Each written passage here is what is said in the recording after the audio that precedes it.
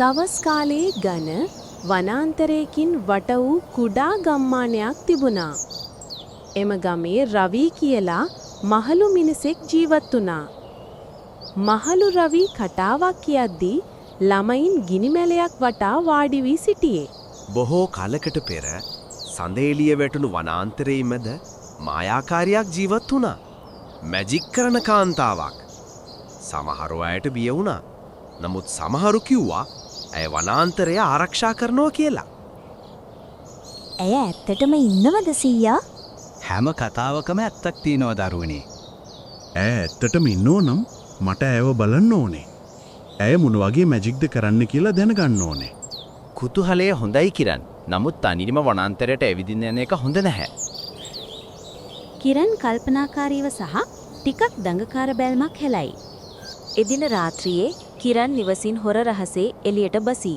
අම්මු දොරකඩදී ඔහු අල්ලා ගනී. කිරන්, ඔයා කොහෙද යන්නේ? මම මායාකාරියව හොයාගෙන යනවා. එහෙනම් මමත් එනවා. එපා අම්මෝ.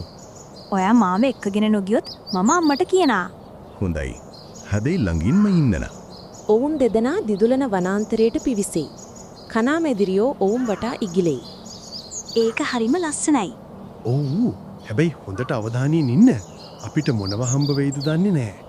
ඔවුන්ට එකවරම අමුතු හඬක් ඇසේ. ඔයාට ඒක ඇහුණද? මට හිතෙනවා කවුරු හරි සින්දු කියනවා කියලා.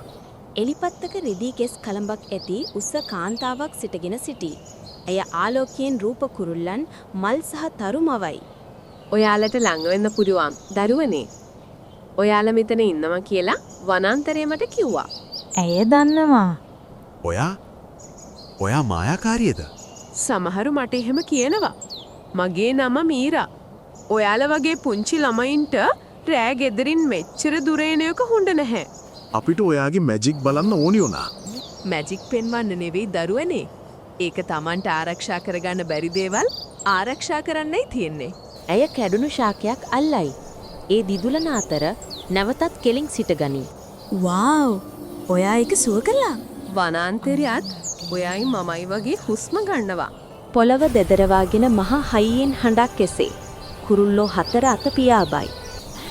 ඒ මොකද්ද? ගහක් වැටිලා. නමුත් මෙහි ගස් තනියම වැටෙන්නේ නැහැ. ඔවුන් මීරා පසුපස ගමන් කරයි. බිමට කඩා වැටුණු විශාල ගසක් වෙත යයි. අසල සිටි කෑදර දරකපන්නන් පිරිසක් නැවතත් පොරෝ ඔසවයි. ඉක්මනට හිරු පායන්න කලින් තව ගොඩක් කපමු. වනාන්තරය ලොකුයි. අපිට ගොඩක් ගන්න පුළුවන්. ඔවුන් වනාන්තරය විනාශ කරනවා.